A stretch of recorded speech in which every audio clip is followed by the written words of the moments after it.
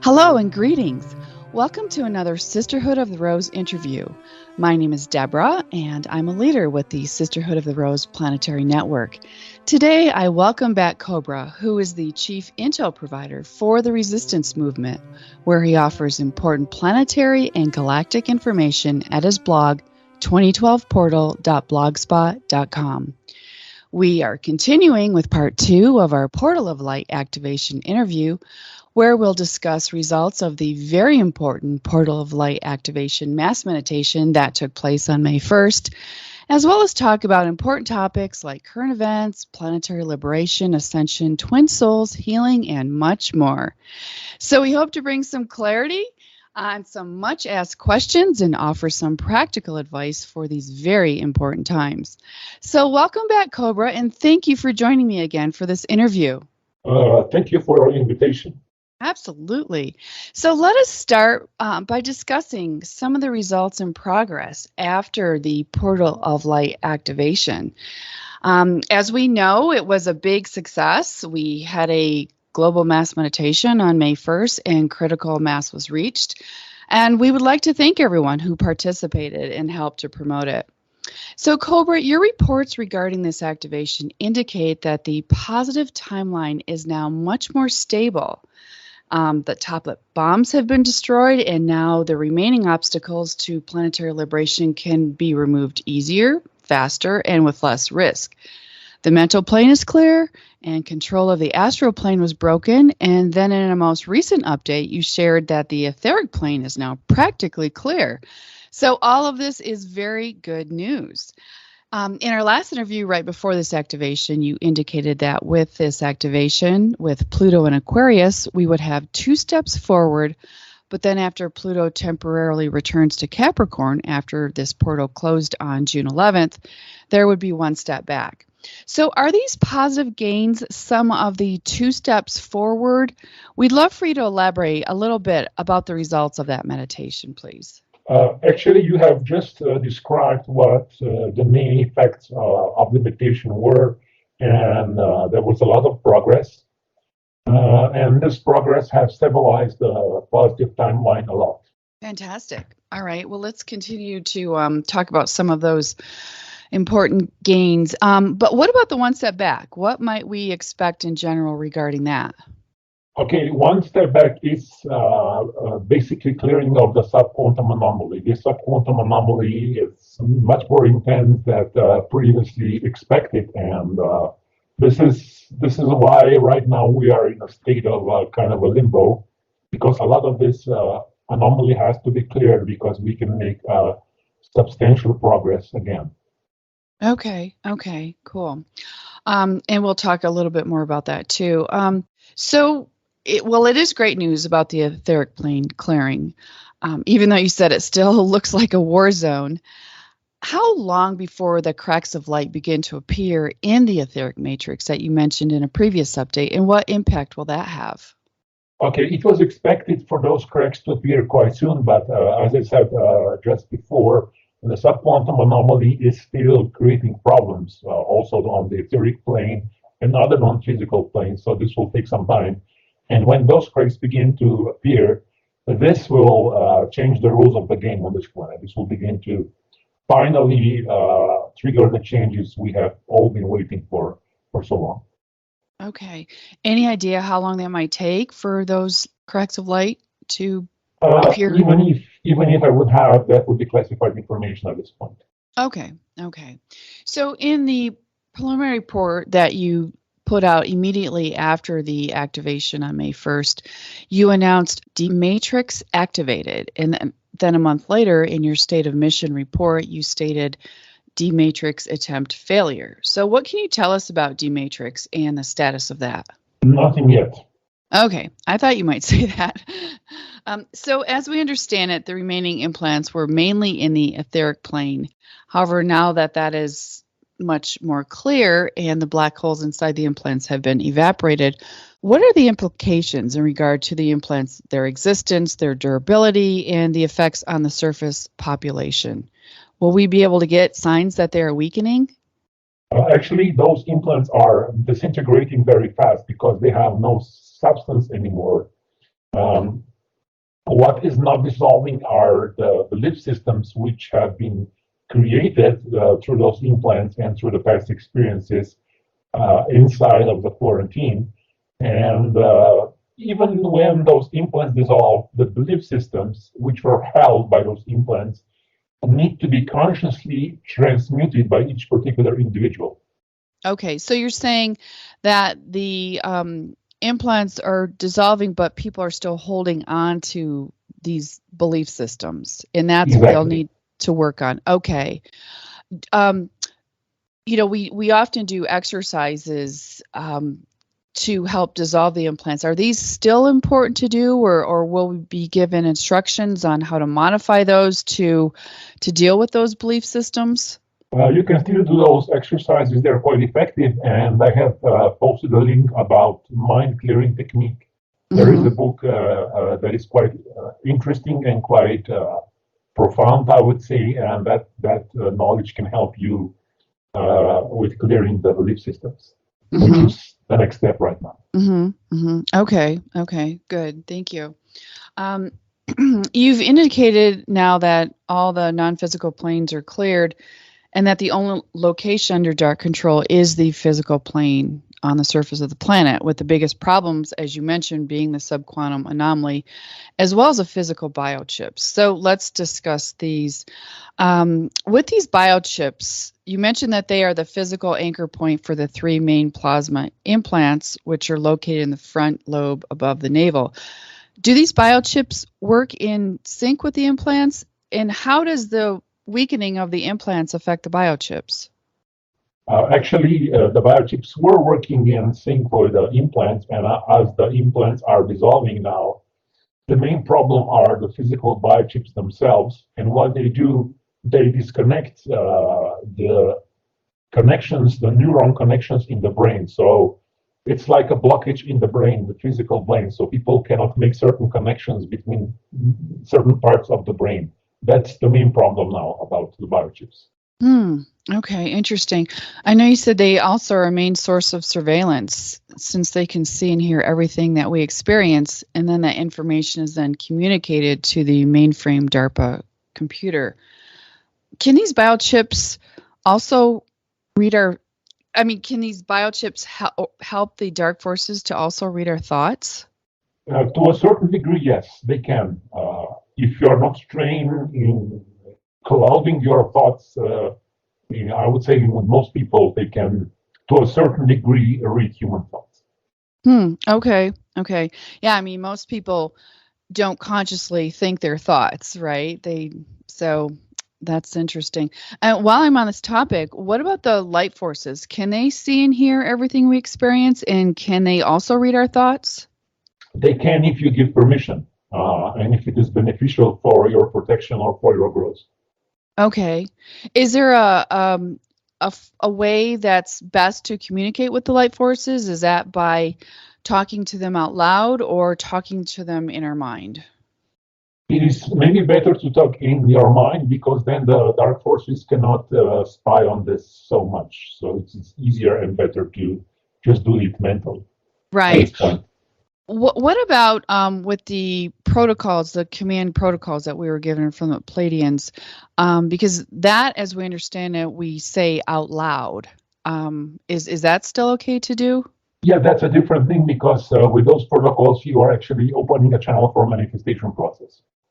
Okay, great. Thanks for that clarity. You've mentioned that other races, like the Resistance, the Pleiadians, Sirians, Actuarians, and the Positive Andromedans, they've become free of biochips by completely mastering physical etheric body transfer. So what is a physical etheric body transfer, and are the light forces using this technology to clear our biochips? This is a certain advanced teleportation technology which can basically teleport or transfer your physical body completely to the etheric plane, remodel and harmonize it there and put it back onto the physical plane. And with this process, they can clear the biochips. Unfortunately, this technology is not working yet on the surface of the planet because of the subquantum anomaly. Okay. Well, we hope there's some gains made on that. soon.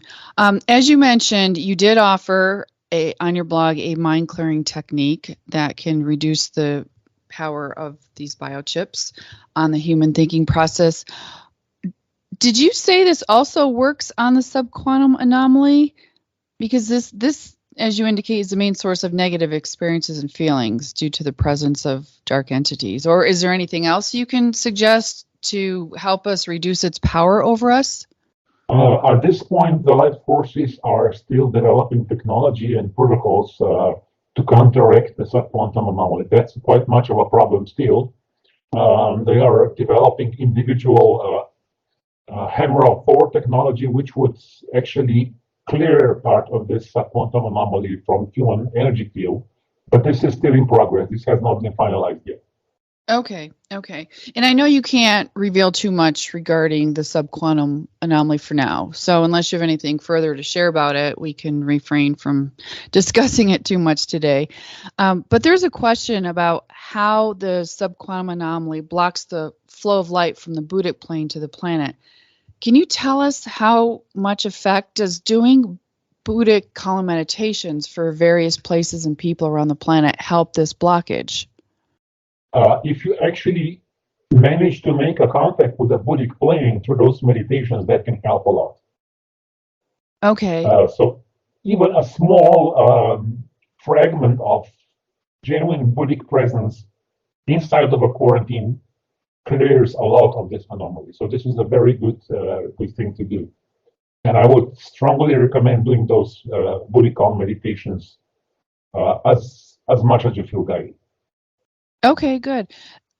Should they be done just in general for like the planet in general, or are there specific recommended areas that we should put our attention on when we do a Buddha column? You can do it for yourself, for your loved ones, for the light workers, for certain areas. Right now, it will be good to do it for Ukraine because there is a huge conflict there. Many people are in extremely I would say negative and stressful environment, a lot of violence, and Buddhic energy over that area would help a lot. Okay, wonderful. Thank you for sharing that. I'm sure a lot of light workers will get on that right away. So thank you for that. And for now, you indicate the focus in the next few months will be on clearing the subquantum anomaly and the biochips. Does this mean that the subquantum anomaly and the biochips could potentially be removed by this fall? I cannot give any time frames about that, but I would say that a subquantum anomaly will not be removed in such a short period of time. There will be layers upon layers of this being removed, and when enough of this is removed, big changes can begin to happen. Okay. Because as long as this universe exists, there will always be a small, tiny fraction of subquantum anomaly still present. We just need to decrease it to the point where we can start manifesting big changes. Okay. Do both the biochips and the subquantum anomaly have to be cleared in order for the event to happen? As I said, for the subquantum anomaly, no, it has to be cleared to a certain degree, but the biochips, I would say it's almost a condition they need to be cleared. There are certain extreme circumstances where the event could happen, even if the biochips are not cleared. I would not go into that right now. Okay. Regarding the biochips, you indicated that most of humanity received them from vaccination campaigns from the late 1940s to the early 2000s, as well as through soft drinks. So for people who have never vaccinated or consumed soft drinks, how does their life experience differ from those that have? Okay, many of those people have been targeted in other ways because when the dark forces realized there is a certain tiny percentage of people who are not vaccinated, they tried to reach them in other ways. For example, through certain foods, through certain other means. But yes, there is a small, tiny percentage of people who do not have biochips, and most of them live in Africa, and they are, I would say, completely off the grid. They have a different life perspective for sure. Yeah, obviously.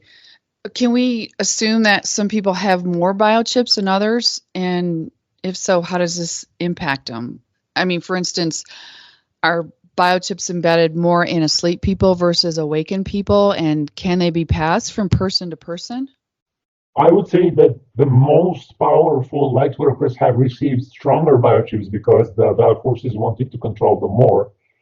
And I would say that most of the regular population have just, I would say, generic basic biochips. Okay, but light workers may have stronger ones. Wow. Okay. Well, hopefully the light forcers are putting extra attention on the light workers and clearing those within us. And what about, can they be passed from person to person? No. Okay. Let's focus a little bit and talk more about the situation on the physical plane. In the past, you've said that much of the interactions between the dark forces and the light forces were on the non-physical planes. So really most of the surface population have not had any idea of what's going on. But now that the only location under dark control is the physical plane on the surface, does this mean that we'll see more visible manifestations of these interactions? And if so, what will that look like? Actually, you can see that already in I would say anti-madness is a manifestation of this. Political polarization, threats of nuclear war, all that is a manifestation of the physical clearing. Okay. Recently you shared that from September, October, things may begin to get more interesting. Would you elaborate what more interesting may entail or look like? I cannot talk about yet. I may talk about that as we get closer to the time frame, or maybe not, because this is still sensitive. Okay. Yeah, that's a question a lot of people had. So, in that update, you also made an educated guess for the event to happen during 2025. So with the dark forces panicking and their agenda accelerated, much can happen between now and then. And all these unknowns do cause much anxiety for people, especially awakened light workers who are trying really hard to hold the light. So I know that such situations fluctuate, but would you please speak about what we may expect during this time period before the event as things currently stand, both short-term and long-term? For instance, will the cabal continue to lose power and will conditions improve, or will they increasingly tighten their grip and make matters temporarily worse? Like, what will the surface population find easier and what will they find harder? Actually, both will happen at the same time. As we get closer to the breakthrough, the dark forces will panic more and more. They will escalate more and more. And as the light gets closer, that will escalate also. So we will have, I would say, bigger volatility, more oscillations, more polarization. We will have quite intense moments. It is impossible to predict exactly how this will play out because there is much free will involved still. And it has not been determined yet how exactly the situations will play out. So in a way, things will be getting harder. In a way, things will be getting easier. But when you really get very close to the breakthrough itself, then things will finally begin to improve. Okay. Well, that right there sounds like the more interesting could happen. So you stated that the portal of light activation has removed most of the dark scenarios, with only two still remaining: global conventional war and a hard financial crash with CBDC's implementation. So while it's encouraging to hear that most dark agendas won't happen, both of these remaining possibilities are significant situations that could cause much chaos and hardship on the planet. And so we understand that with the success of our portal of light activation meditation on May 1st, it helped to reduce these scenarios. So world war was reduced from 33% to 27%, and a hard financial crash went from 37% to the possibility of 32%. So this interview comes out approximately 2 months later, and things have been progressing quickly. So have these percentages improved at all since then? I would say there was a slight improvement for the hard financial crash. Maybe it went down to 30%, but otherwise, it's almost the same. Okay. Well, let's talk about that financial situation. You recently stated that the cabal is pushing hard for the implementation of the CBDCs. And as people are becoming aware, this is not just about using digital currency. It's really about full surveillance and control over our lives, as Ben Fulford calls it, a digital prison. So these could potentially restrict access to our money, food, travel, and mandate things like forced medical treatments, etc., for anyone who doesn't comply with this imposed agenda. So in our last interview, you indicated that in the long run, the CBDC system will not be successful. But what could happen in the short run before the event can happen? There might be attempts to implement this similarly to the attempts that happened during the pandemic to create this digital prison. So there might be attempts like this. With a hard financial crash, that could go quite far. If the light forces manage to, I would say, change the situation, I will not discuss how. But if they manage to change the situation, this digital prison will not go so far. So this is still up in the air. It's not possible to predict exactly how far this will go. Okay. Is that the surprise that you were talking about in our last interview, that if the dark forces engineered this hard financial crash, the light forces could potentially create a surprise? Oh, yes. They have a surprise. Right. But you can't tell us anything about it yet. No, not yet. Okay. If it happens, you will see it. If it doesn't happen, you will not see it. Right. Does this have anything to do with Dreamland, which is now so close to version 1.0, or even Dreamspace? I know last time we talked, you couldn't discuss it. It was classified. Is it still classified? Again, it is still classified, and if it gets declassified, probably you will have some really direct experience about it. Okay. We look forward to that. So if these restrictions do occur, or even hyperinflation, is it advisable to stock up on supplies that may be needed over the next year or so until the event can occur? You need to use your own inner guidance about that. Okay. And last time we talked about with the potential financial crash, you advised to buy some precious metals such as silver and gold. Is one of the reasons in case someone is restricted from buying food and necessities due to their digital passport being declined if they don't comply? Actually, by buying silver and gold, you are creating an alternative system which cannot be controlled. An alternative system. Oh, that's interesting. Okay. So we're sort of supporting that concept. That's interesting. Yeah, exactly. Okay. What would happen to people's debt in a digital currency system, and when might be the earliest a debt jubilee could occur? Okay, this hard financial crash can include debt forgiveness, but then all of your financial assets would be digitalized, and this would be a total control scenario. So this can possibly happen still. Interesting. Okay. You've stated in the past that the moment of total meltdown of the current financial system is the last possible moment for the event to occur.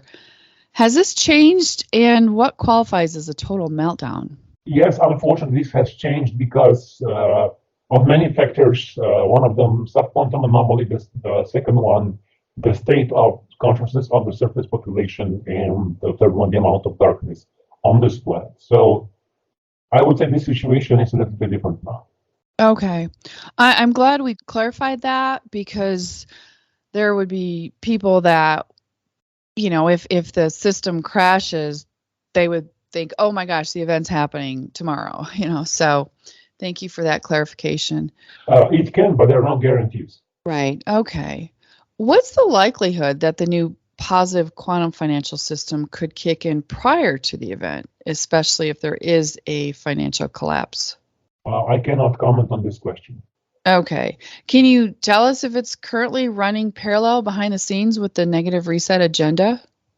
I would say the positive quantum financial system is ready to be implemented, and it can be implemented as soon as the dark forces lose their control. It's not running parallel because it's not operational, but it can be activated at the moment's notice. Okay, good. Is there anything we need to know about this positive financial system, like how it will operate? I mean, does it have a consciousness? Like, will it be aware of people's intent? This is not necessary at this point. What is necessary is to have a robust, stable financial system during this transition period before the polar shift happens. That's all. Okay. So regarding the biochips that we spoke about, we understand that over the years, these continue to be updated to be more powerful. So in March 2021, you indicated that a new technology was still in development and was not present in existing COVID vaccines, that current vaccines are only a Trojan horse for a potential future technology that the cabal wants to develop, which is a biochip that would be inserted into the body and would be tied to a global online digital currency system after the Great Reset for all financial transactions, the so-called mark of the beast. But you also said that this mark of the beast would not be successful. Would you update us on the progress of this technology and if it still looks like the mark of the beast plan won't succeed? And what are the chances of another pandemic worse than COVID being unleashed to try to facilitate this digital system? Okay, this plan has been completely stopped. This technology was destroyed by the Light Forces. The resistance movement has completely destroyed its new biochip technology, so it's not existing anymore. Wow. We love you, Light Forces. Thank you. You've mentioned a sci-fi novel titled Breaking Dawn that you said includes both the pandemic and the event. A description of this book talks about an attack that crashes the investment market, brings down economic systems, and divides the world. One part dominated by mass surveillance and mass data systems. The other part is abandoned, without services, with limited communication, and shoved 50 years behind the times, but where human minds are left to their own bearings. How likely is it that we will move into this dystopia type situation with our choices being to either comply or having to live a rudimentary lifestyle without services 50 years behind the times, you know, what people would consider an off-grid lifestyle? Okay, many people are believing in this timeline, but I would say this timeline is extremely unlikely. I would say 2 or 3% possibility of something like this to happen. Okay. Because, I mean, you know, to move to the middle of nowhere and buy land, and I mean, it's a lot of work. So, but I know that's been a question that a lot of people have had, like, should we be doing that? So thank you for that clarification. This is a big question that many light workers have asked. Will specifically light workers be able to experience any tangible improvements in the coming months? And if so, will those improvements keep growing as we get closer to the event? I know you said that as the event becomes quite close, situations will improve. But what about before then? Will there be, you know, many light workers are experiencing financial hardship and health issues. So as I mentioned, this was a very popular question. I'm not expecting any big improvements in the next, I would say, 2 months or so. Then we'll see. Okay, so there's a possibility of things improving after that time. Yes. Okay. At the Taipei conference, you said about creating abundance. Once you start doing your missions, you can use the energy of Saint Germain to get the abundance you need. So many light workers who think they're doing their life mission lack prosperity. So would you please speak why this is so and what can assist, including how to use the energy of Saint Germain to help? And is there any chance that the collateral funds created by Saint Germain for the active light workers could be released before the event? Okay, I would say that light workers have a lot of things to process inside. The state of consciousness of light workers is not as good as it was expected. There's a lot of inner work that needs to be done. And after that inner work is done, then the light workers can have a channel strong enough and pure enough to manifest abundance. So inner work is number one at this point. Okay. And a little later in the interview, we're going to talk about some of that healing and inner work too. And about the collateral funds, it's extremely unlikely this will be released before the event. Okay. Thank you for clarifying that. So in addition to the biochips monitoring us, we understand that the physical plane is further monitored and mind controlled through scalar network created with cell phone towers, cell phones themselves, and Wi-Fi networks. Is there anything we can do at this point to decrease this? And also, what's the update on 5G and its dangers? If you feel so guided, you can do a mass meditation to counteract those networks. That's always beneficial. 5G network is growing. It's not being stopped, but it's growing slowly than the dark forces wanted. So there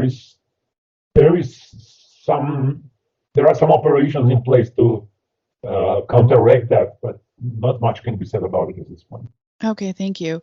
And just to get a little bit more clarity on, you mentioned doing a mass meditation for some of these, Wi-Fi and cell phones and things like that. This control through the scalar network. Would you suggest that we're just surrounding ourselves in like a bubble of light that doesn't allow those scalar waves to reach us, or how do you suggest this meditation be done? It can be part of the meditation, it can be your own protection, creating a bubble around your energy field, and the second part can be putting all those networks into the violet flame and visualizing them being disintegrated. Fantastic, thank you. And so poisoning is taking place all over the planet, our air, food, water. How can we best protect ourselves? Is there any chance that the light forces will come up with a protocol to help us cleanse and detox ourselves so that we can stay as healthy as possible before the event? You can always use the violet flame. You can drink as pure water as possible, and you can spend some time in nature. Good, thank you. Can bearing Sintamani stones help, even with things like weather modifications or decreasing harmful insects like mosquitoes? Yes, of course. For example, in Beijing, the light workers have created a strong Sintamani grid, and as a result, there is much less fog. In Taiwan, they have deflected typhoons. There are almost zero typhoons, zero harmful hurricanes reaching the island in the last few years. Mm-hmm. So Sintamani grids can influence the physical reality. Okay, thank you. And as you know, there's so much disclosure disinformation out there, even from alternative media sources. How much of this is the White Hat's Great Awakening disclosure, and how much is accelerated New World Order agenda? Okay, since the collapse of the Alpha timeline in 2018, there is almost zero intel out there. So in that vacuum, most of what is out there is disinformation.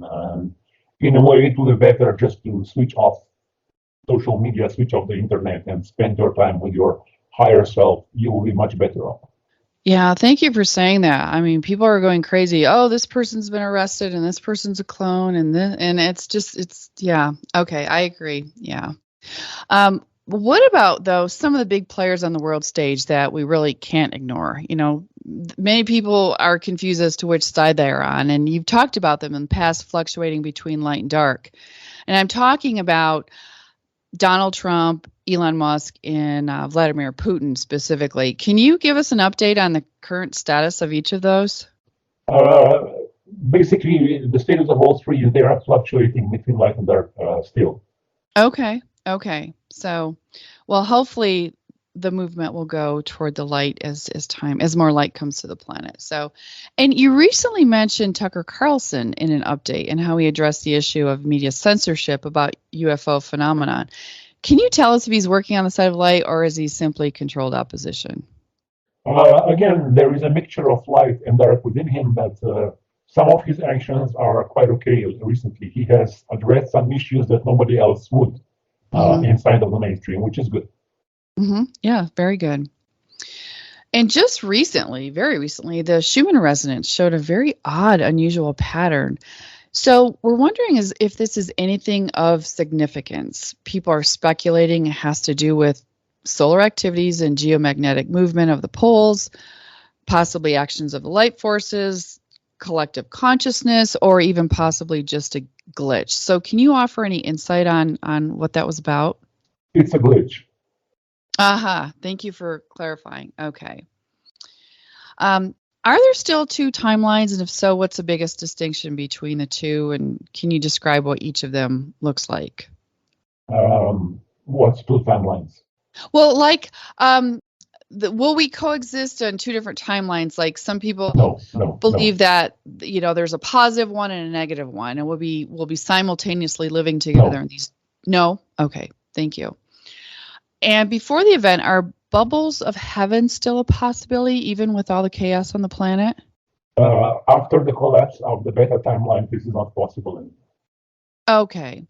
Thank you for clarifying that too. So speaking of the event, I'd like to move into speaking a little more specifically about that, is in the galactic superwave as well.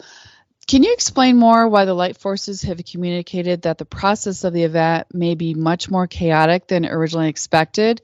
Many light workers have imagined the event as being a glorious moment where everything suddenly becomes better, which sounds like a rather unrealistic expectation at this point. So can you offer us clarification that may be a little more realistic? Okay, the light forces have underestimated the amount of darkness on this planet and have overestimated the amount of light inside of the light workers. So as a result of all this, it will be much more chaos. The whole process will be quite chaotic. People will go through quite intense processing.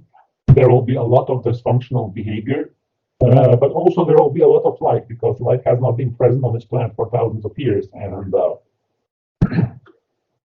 it will be a big contrast between the light which will be present and a very strong purification. So this is what is expected now. Is it safe to say that awakened light workers, who have been aware of the situation and have been doing their inner healing and working on themselves, will have a much easier time? They won't have that dramatic shock and everything that will take place? They might not have a shock on certain aspects, but they might have a shock on other aspects which have been neglected in the past. Okay. I would say there are almost zero light workers on the surface of the planet which are ready at this point completely, and they will still need to go through their inner process. They will still need to face everything inside, and it will be, in a way, very beneficial, very healing, but also quite challenging. Okay. Because I think many think that they'll breeze through it and they'll be helping people and having a calm head but you're saying they may be experiencing their own stuff, at least for a while initially. Yes. Okay. And I assume that there will be support, galactic support, maybe also from the resistance movement, but we will, from the light forces themselves, will be helping humanity through this time. Yes, there will be support, and this is why it will be much easier. Right. And I know that's also one of the missions of Sisterhood of the Rose, is really to, at the time of the event, is to anchor as much light and to meditate for a very calm transition. So what will be distinct signs that the event is near? Can you give us a clue to that? Okay, there will be very strong energies of light flowing through, which will be undeniable. There might be some quite drastic news in the media, but basically those who are connected with the light will feel there will be a certain very distinct and very clear feeling that something very strong is going to happen. Okay, so it'll be more of an intuitive internal sign versus physical signs. There might be physical signs, but it's impossible to predict because the situation is quite unstable and chaotic. Okay. Will we be telepathically contacted or possibly physically contacted by the light forces prior to the event as light workers? I would say certain people will be energetically contacted. About the physical contact, I cannot talk yet. Okay, thank you. Regarding the graph that you posted showing the increased entropy of the surface society intersecting with the decreased entropy of the event, how extensive will the entropy on the surface of the planet have to go before this intersection point can occur? Okay, this is the question everybody has. This is the question the light forces have. This is the question I have, and this is the question some people have. Nobody knows. I'm laughing because, I had a lot of people submit something like that, like, how bad will it get? So, okay, thank you. Let's see. In a recent update, you did offer some clarification on the timing of the event and the chronological order of things. So we do thank you very much for this, since there's been so much confusion regarding this timeline and chronological order. But I'd like to go a little deeper into a little further clarification. So you speculated the event happening during 2025 with the process of mass arrest, financial reset, intel release, etc., taking a week or two. Then after this 1 to 2 week period, the surface population will be gradually informed about the coming polar shift, and human society will go through a rather brutal awakening process, as you called it. And this is when the islands of light will be created, and they will be really the only peaceful zones on the planet. You indicated this is expected to take a few months, and then the galactic superwave that triggers the polar shift hits the planet. So initially, we were expecting several years between the event and the polar shift, but now it appears that the time frame to be very short, like only a few months. So in the past, you've talked about a convergence point of many cycles that will erase darkness from this universe taking place in 2025. Can you speak more about the significance of 2025 and the convergence of these cycles? Can you be more specific? What do you want to know? Well, basically, so many people are talking about 2025 and why 2025, and you seemed quite clear. You made your educated guess that the event and potentially the galactic superwave would happen in 2025. So why 2025? Okay, as I said many times on my blog, it's a convergence of quite strong cosmic cycles. There is the Sirius cycle, there is the Neptune-Uranus-Pluto cycle, there are other cycles taking place, and all those converge in 2025. So this is a very strong marker, and the energies coming will be extremely strong. So this is the marker we are waiting for.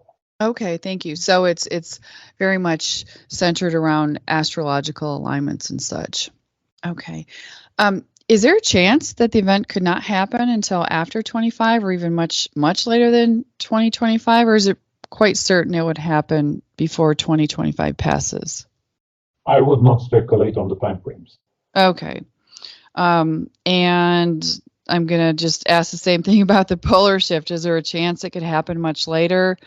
Or even let me ask you, is there a possibility that the cleansing of the planet caused by the polar shift, such as this mile-high tsunami and major earthquakes, is it possible it will not need to happen, that planet Earth and humanity can cleanse and evolve without this dramatic shift?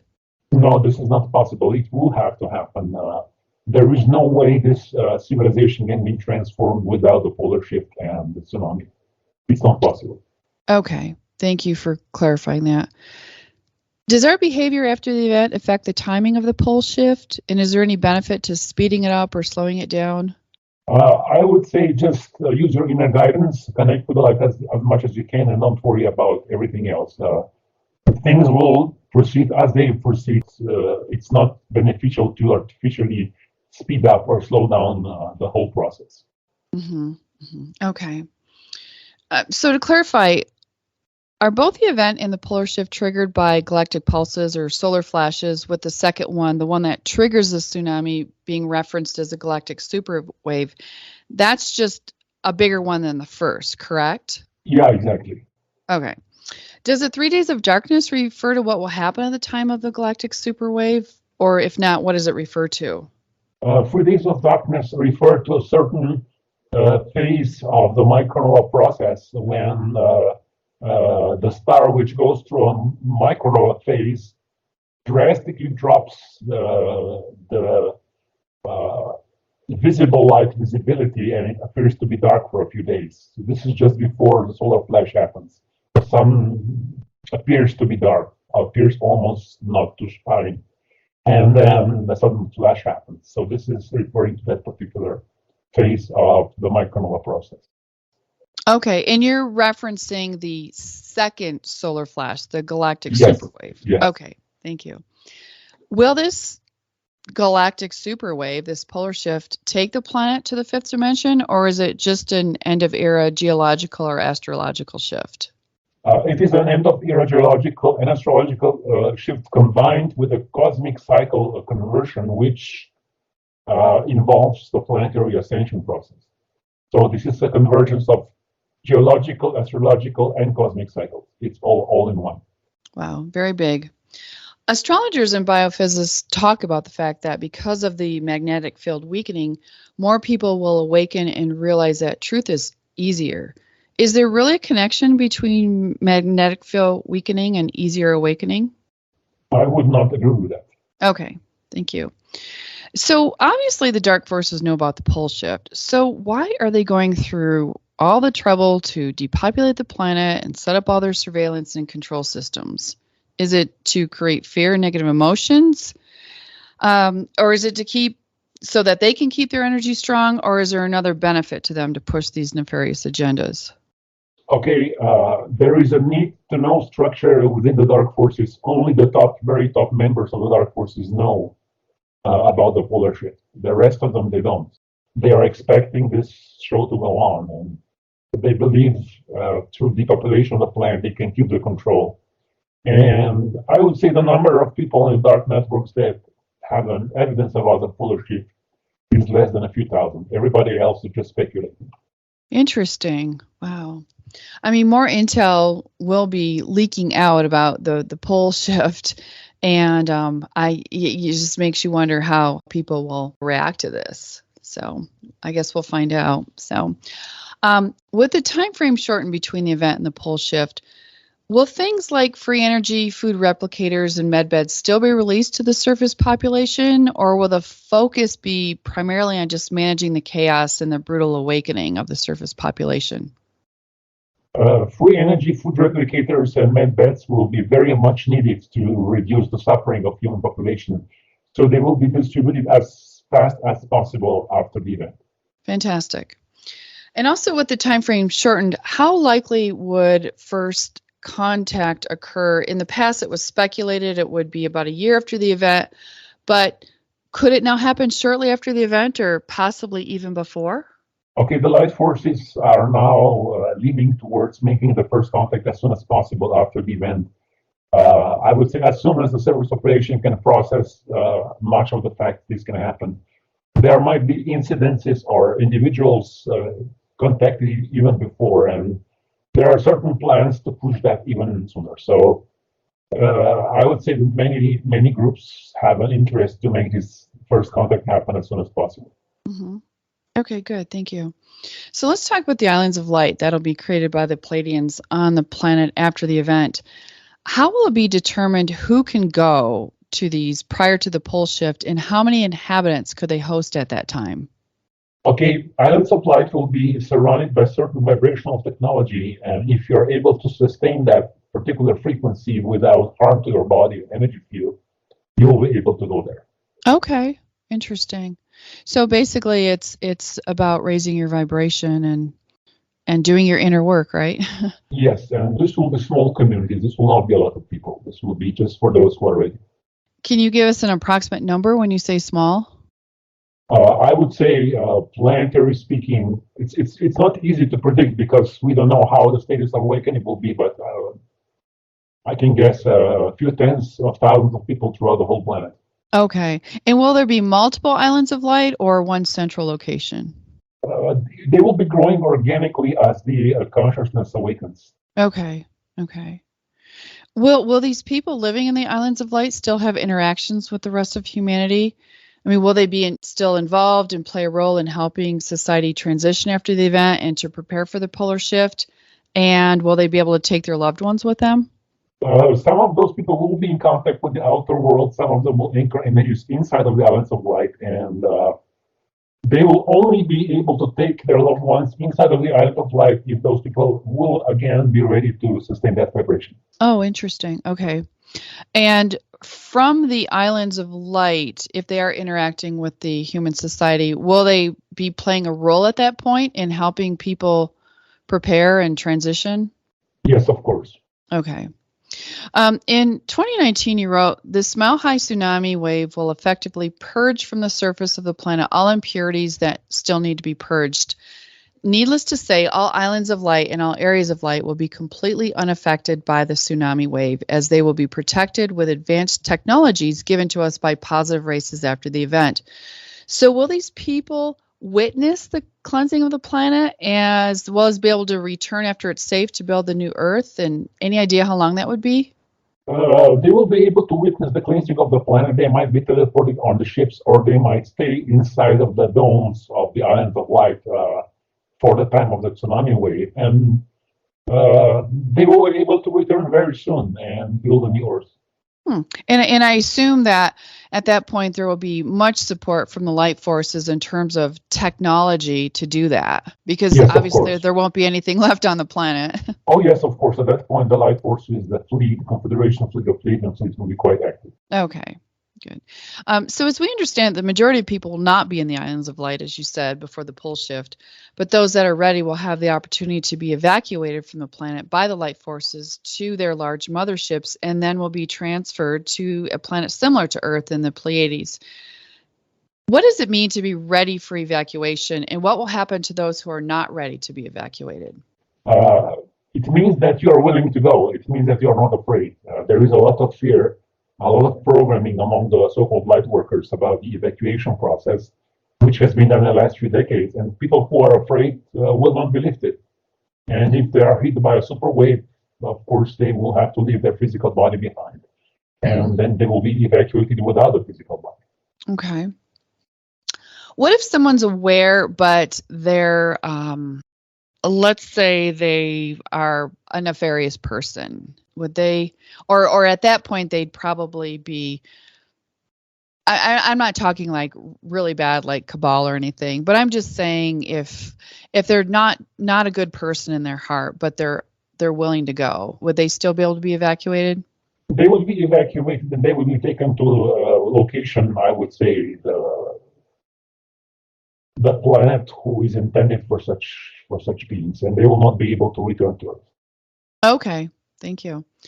So before the general evacuation of the surface population takes place, is it possible that some light workers who are sufficiently healed and fully aligned with the light could already be teleported to the Galactic Confederation's mothership via the Avor technology of the Pillars of Light? Yes, that's possible. Actually, it's part of the plan. There are no guarantees it will happen, but it's part of the plan. Okay, thank you. And so it's a possibility to either be teleported to a mothership prior to the evacuation or go to an island of light. That might be possible, but I would say most of the teleportation will happen. Most of the teleportations before the event probably will happen through the islands of light. Okay, thank you. Are the anti-gravitational pillars of Avor technology the only means of planetary evacuation envisioned by the Galactic Confederation, or will there be other evacuation devices, such as the underground bases, being proposed? Of course, there are backup plans. Much of this is still classified. I cannot go deeper into this, but I would say there are backup plans. Okay. Will those transferred to the Pleiades also have the opportunity to later return to help build the new Earth? If their vibrational frequency will be high enough to exist on the Earth, yes. Okay. And what about the population of the resistance movement and other Agartha factions? At the time of the polar shift, will they also be evacuated, or will they remain in their bases during the cataclysm? And will the majority of the members of the resistance movement achieve their ascension process, or will it be only concern a minority of them? The underground bases of the resistance movement are strong enough to sustain the polar shift, so they will not need to be evacuated. Of course, if they wish, they can, but the bases themselves will be safe. And those people are mostly ready to be ascended, so they will go through their own ascension process by their own free will. Okay, thank you. So I have a few more questions about ascension. In the revised and updated ascension plan, the first wave of ascension is scheduled to occur shortly before the galactic superwave and planetary evacuation.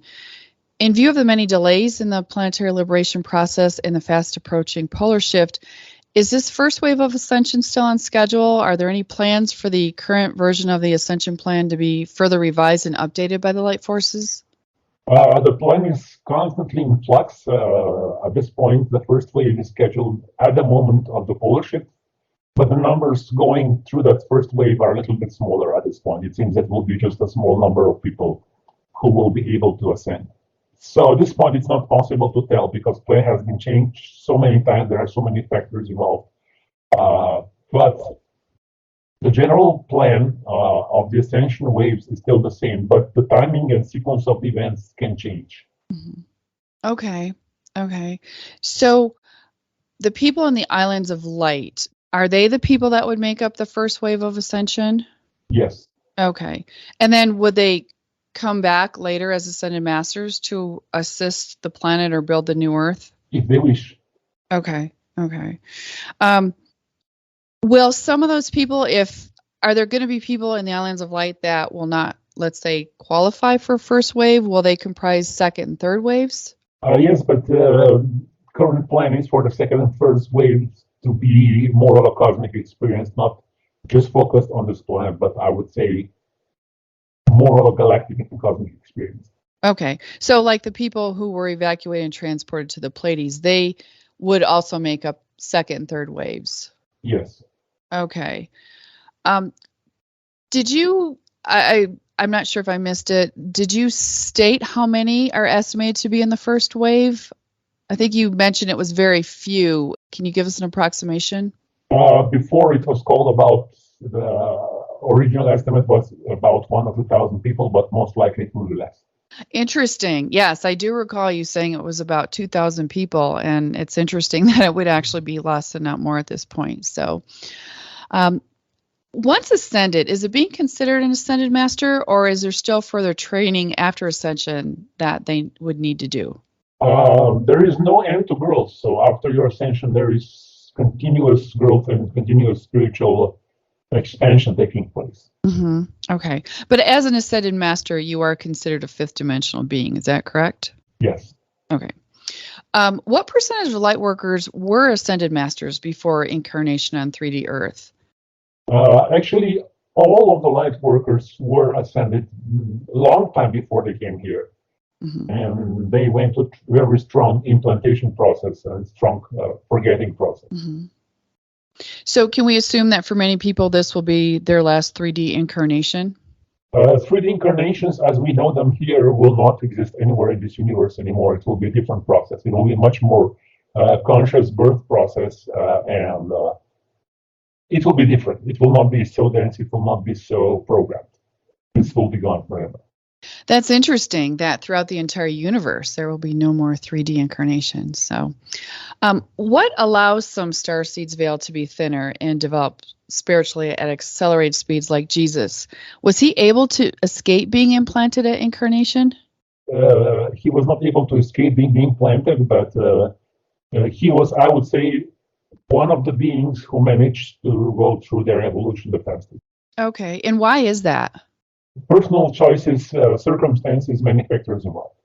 Interesting. Okay. Was it pre-planned that he would be able to have this accelerated speed prior to his incarnation?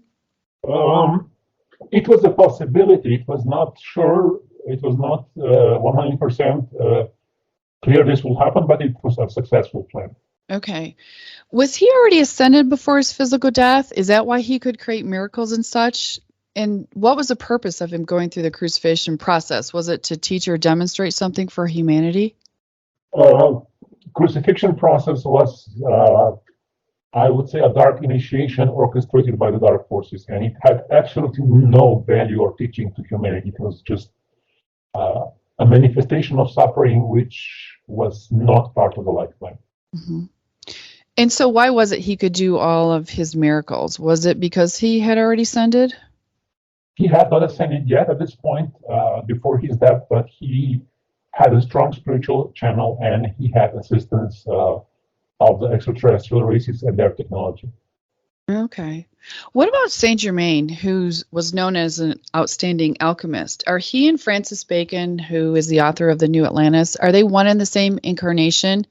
And did he, as Comte de Saint Germain, having achieved his ascension at the end of the 18th century, did he succeed in dissolving his primary implants by very advanced alchemical processes or by a herogamic union with one of his soulmates? Francis Bacon and Saint Germain are two incarnations of the same being, and yes, before he ascended, he dissolved his implants by alchemical processes and by sacred union with one of his soulmates in France. Okay, interesting. Can you speak of the role of Earth's ascension? Like, what does it mean for the universe?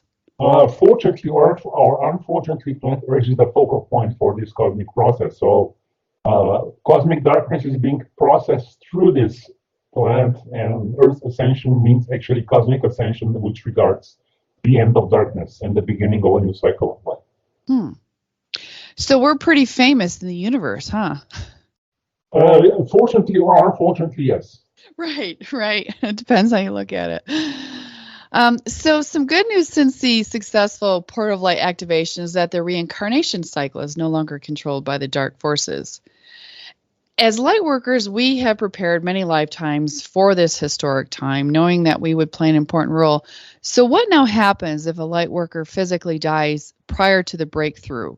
Would they ascend and take on another body? Would they be able to come back in either a new body or the body of their last incarnation to help recreate the new Earth? Or would they play that role in the non-physical form? It is not so easy. It means that if you die, you will find yourself on the day after a war zone of the etheric plane, which looks like a desert now. You would probably be quite disoriented. If you're lucky, you would get connection with your spiritual guides. If you're not, there are still some reptilian entities there. So it's not yet heaven there. And you would need to rely to your own inner connection with your own spiritual connection to get to higher planes and then decide either to take a new body or stay there. But at this point, it is much easier to stay in the physical body because this accelerates the process the most. And it's going to be quite interesting. And I don't think we have been going through this just to end it. I think we have been going through this to have finally the big reward we all deserve. So we have to stay here, go through this, and then receive the final reward on the physical plane in this incarnation. Completely agree. Are the light forces helping us in this way in terms of keeping us protected, because many active light workers are targeted and such? Do the light forces, are we on their radar, and are they protecting us in that way to help keep us safe so that we can be here for the big event? Yes, they protect us as much as they can. Yes, of course. Okay. With this reincarnation cycle not controlled anymore, will it now be possible to incarnate with a twin soul and soul families? Theoretically, yes. If somebody is right now on the etheric plane together with his twin soul, they could both theoretically incarnate at the same time in the same area. That would be possible. Okay. I'd like to talk to you a little bit about soul families and twin souls. Many are feeling called to find their tribe, their soul family. Are there specific things we can do to prepare for this? And how can we create the safest possible place for soul family members and soulmates to meet and heal prior to the Islands of Light? I would say at this stage, people would just need to go to the inner work and make their personalities a little bit more presentable. That's number one right now. Make their personalities more presentable? Is that what you said? Exactly. Okay, thank you. Interesting. In a previous interview, you've mentioned that the resistance movement are doing certain activities that will lead to the meeting of soulmates and twin souls, but there's a physical aspect which needs to be addressed first after the Lords of Karma are removed. So can you elaborate about that physical aspect, and is it now being addressed? This is still classified information. Okay, thank you. What are the right conditions for soulmates and twin souls to meet physically? Has there been any development that makes it a little bit easier now that some of the darkness is removed? Is it safe, or will chances continue to increase before the event of making these connections? No, we're not there yet. Okay. So are you saying it's likely that most won't meet a soulmate or a twin soul prior to the event? Exactly. Okay. Some people might meet their soulmates, but twin souls, it's extremely unlikely. Right. Does this soulmate channel the energy of our twin? Is this what a primary soulmate is? Yes. Okay. And we know that soulmate or twin soul sacred union can help speed up the path to the event and ascension. Can this be done from a distance or even telepathically if we feel our twin isn't incarnated on the planet, and especially if we're not being allowed to meet? This can be done from a distance to a degree, yes. Okay. And if we feel that our twin may be, let's say, in the resistance movement or on a mothership someplace, we can telepathically communicate with them and create a type of sacred union? Yes. Okay. Is it necessary for twin souls to be reunited to ascend, or what if one is ready and one is not? Can they ascend individually? Actually, the very nature of ascension process will bring the twin souls together, and yes, it's possible for one of them to ascend before the other one. Okay. But I'm sure it happens quicker if they're united. Yes, of course. Okay. With the physical planes now clear, are conditions improving for romantic relationships? Many light workers have remained single due to this interference, and some even celibate due to the portal created during sex where negative entities can enter. Do dark forces still have that degree of interference they have had in the past to cause problems and disharmony between couples? I would say the danger of entities during sex is much less because the etheric grid has been destroyed, the negativity grid has been destroyed. But for the heart connections to get better, there needs to be an influx of light, which is not happening yet. Mm-hmm. And I'm sure with the dissolving of the implant in the navel area, that truly helps. You know, the one that was limiting the ability of connecting our heart with our sexual centers. Yes, exactly. Okay. In the context of a herogamic union between two soulmates or twin souls, can you explain the occult link between Kundalini, the androgynous energy of pure unity that culminates in orgasm, and spiritual regeneration? Until the light forces began to cleanse our implants, was the powerful androgynous energy of love the only one that could powerfully draw out and dissolve the primary implants, allowing access to our heart initiation in the advanced phases of the ascension process? Okay, this still remains the most effective and the most powerful way towards their heart initiation. This has not changed. Okay, thank you. How would you describe a Kundalini awakening? Is it sudden and obvious, or can it happen slowly and mildly over time? And is it necessary to have this experience to evolve or ascend? And what can we do to create this experience? Kundalini awakening is a natural occurrence that happens at some point during the ascension process. It's not the goal. It is actually something that happens along the path. And it is not advisable to force this. It will happen when you're ready. Okay. But considering that we are on an ascension path, it can happen at right now. We don't have to wait for the event or... Yes, it can happen any moment. Yes, thank you. Okay.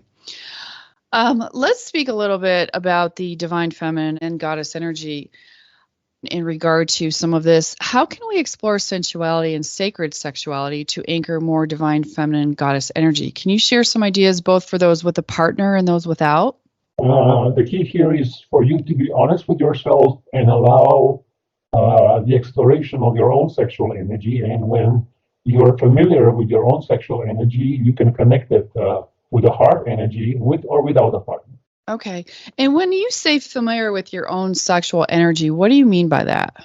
By exploring it, by allowing it, by being honest about what kind of energy it is, and allowing it to flow. And when it begins to flow, it can connect with the heart energy and create, I would say, alchemical union within your energy field. Okay. And you've indicated in the past, I believe, that this exploration doesn't necessarily have to happen through a sexual experience. It can be done through various ways, even such as dancing and such, correct? Yes. Okay. Back in 2018, you wrote that sacred union is merging of spiritual, mental, emotional, etheric, plasma, and physical bodies of soulmates and twin souls. Such merger creates a moment of no time when the veil is pierced, and this moment, if expanded, is the key to physical immortality and or ascension. And then you also wrote that as we approach the moment of compression breakthrough, some of the most awakened priestesses will start using the energy of the sacred union to heal others and to channel goddess energies into the planetary light grid. Is this something that has begun, and does this take place only between soulmates or twin souls? Is the moment of breakthrough connected to the energies of sacred union? Can you elaborate more on this, please? I would say that some beings were able to create those moments of sacred union that have created cracks in the veil, but it was much, much less than the light forces expected. So at some point in the future, when there is enough light present, this will expand, but we're not there yet. Okay, thank you. What's the difference between ancient temple prostitutes and modern professional prostitutes? Actually, ancient temple prostitutes were not prostitutes in the modern sense of the word. They were women which were initiated into the goddess mysteries and were channeling sexual energy for healing, where you all know what modern professional prostitutes far from that it was hundreds and thousands of years ago. This energy has degenerated quite much, especially in the last few hundred years.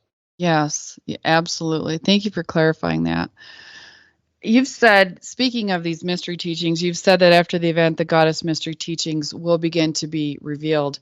Is this to everyone or primarily those anchoring goddess energy? And is there any likelihood that anything would be revealed before the event? I would say some basic teachings will be open to everybody, and more advanced teachings will be for those who have an inclination and interest in anchoring the goddess energy. And it is very unlikely that much of this will happen before the event. Okay, thank you. Maybe just before the event, but I would say not much before the event. Okay. Is sacred union and sacred sexuality a primary topic of these teachings? And if so, why is that? It is one of the main topics, but not the only one. Okay. And in our last interview, prior to the portal of light activation, you indicated that there was very little goddess energy on the planet. Has there been a shift since then? I would say it's a little bit better, but not much better. Okay. Can we get an update on how the Goddess Temple project is going? And for those who don't have the resources to create a public temple, is a private temple in your own home still contributing goddess energy to the planet? There are a few goddess temples which have been created, so this is nice. And those who cannot create a public temple, a private temple is still better than nothing. Okay, thank you. How is it that temples are dedicated to either a goddess or to a god, but never to a goddess and a god together? Isn't the goal to bring back the harmony of the divine feminine and divine masculine? So why not create a temple linked to a divine couple to balance the two energies? That's actually a very good idea, and for those who have been able to balance those energies inside of themselves, that's an interesting task in the future. Mm-hmm. You currently indicated that there's not a high priestess on the planet. Will this happen before the event, after the event? At any point, will this Earth, as we know it now, have a high priestess? This is classified information. Okay. What about a high priest? This is also classified information. Okay. Thank you. In the past, you've talked about female members of the Pleiadian fleet and the resistance movement that are positioned on an asteroid in the outer solar system, and they're there to relay goddess energy from the galactic central sun towards the Earth to assist in harmonizing humanity. Have these female light workers received reinforcements at all from the Galactic Federation of Light or other star systems? And have they expanded their bases of operations? Will they create energetic connections with Sisterhood of the Rose groups on the surface of the planet during the event when things will get volatile and Sisterhood of the Rose groups are expected to meditate to help calm things? Okay, there was a lot of improvement about those members of the Pleiadian fleet and the resistance movement. Those priestesses have received a lot of support, and their network is much stronger throughout the solar system and below the surface of the planet. And I would say they will contact Sisterhood of the Rose groups after the event and give certain instructions. Okay, thank you. Do you have suggestions to give Sisterhood of the Rose an energy boost in our current timeline? We've noticed a decrease in groups and participation, and it's more important than ever now to build the goddess energy. I would say that enough subquantum anomaly needs to be removed so that a new positive energy wave of goddess energy comes from the galactic center to the planet, and this will be a new inspiration to create more groups. Okay. So kind of keep going and as you said, possibly even in a few months, so things might improve. Will there be any new invocations or meditations for the Sisterhood of the Rose groups that may help manifest the event in the most peaceful and harmonious way, or maybe even to help emotional wounding? That's possible at a later stage. Okay. Thank you. We look forward to that. So let's, we're going to end this by talking about healing some emotional wounds, some healing and protection questions.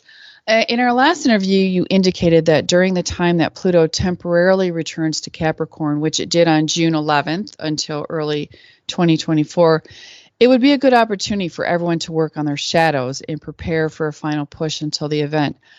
How would you describe shadow work to people? Because many people are confused. They don't understand it. I would say being honest with yourself, and whatever you find inside, just first allow yourself to acknowledge it, feel it, experience it, and transform it. Okay. Yeah, because I was going to ask you, what are some effective ways for people to work on that? Is it about making higher consciousness prevail over our personal wounds? There are many healing modalities, healing techniques. You can use the violet flame. You can use certain healing meditations, emotional healing techniques, various therapies. You can use all that to transform those wounds. Okay. How can the goddess help us with this? If you invoke goddess energy, the presence of the goddess energy can actually help healing those wounds. Okay, so that would be an important aspect for anyone doing some shadow work, is to call in the goddess. Can you repeat that? Oh, I just said that might be an essential step in anyone doing healing work, emotional wounds, of their emotional wounds, to call in the goddess. Yes. Do you know why so many light workers are not willing to do the work to heal their shadows and traumas? In their mind, they know it's important, but when it comes to actually taking physical actions and doing the healing, they're simply avoiding it. No, I don't know that. I quite frankly do not understand the surface light workers on this planet. There are many things they do which make no sense. So you need to ask somebody else. Sorry, I'm laughing, but yeah, I agree. Many people, especially light workers, have significant wounding in their heart chakra, causing it to close. What suggestions you have to open and heal this important chakra so that we can fully love ourselves and others, and therefore contribute to the light grid of the planet? First, you need to create a safe space where that opening and healing can happen. So this is number one. And when the safe space is manifested, then the transformation can occur and the heart chakra can open again. Any guidance on how to create that safe space? First, you need to make a decision, and you can go through a manifestation process of the safe space like with everything else. Okay, thank you. How do you explain the dark night of the soul? And is it necessary to experience this to heal? It is not necessary, but unfortunately it happens a lot.